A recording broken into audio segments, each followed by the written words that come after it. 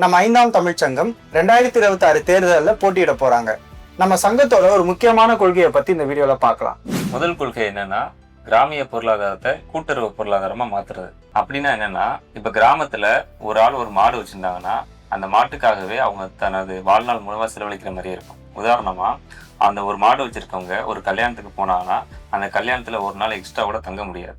என் வீட்டுல மாடு இருக்குன்னு சொல்லி உடனே கிளம்பி வந்துருவாங்க. இது ஒரு மாட்டுக்காக ஒரு மனுஷன் தனது வாழ்நாளையே செலவழிக்கிற விதமா குறிக்குது. இதை நம்ம எப்படி மாத்த போறோம்னா, கிராமத்துல ஒரு 10 மாடு இருக்குன்னா அந்த 10 மாடையும் கவர்மெண்ட் வந்து குத்தகைக்கு எடுத்துட்டு கவர்மெண்ட் வந்து சுழற்சி முறையில ஆட்களை போட்டு வேலையாட்கள் செஞ்சிடும். அதே மாதிரி மாடுகள் மட்டும் கிடையாது, கிராமத்தில் உள்ள விவசாய நிலங்களையுமே கவர்மெண்ட் வந்து குத்தகைக்கு எடுத்துரும். அப்ப வந்து கம்யூனிஸ்ட் மாதிரியா?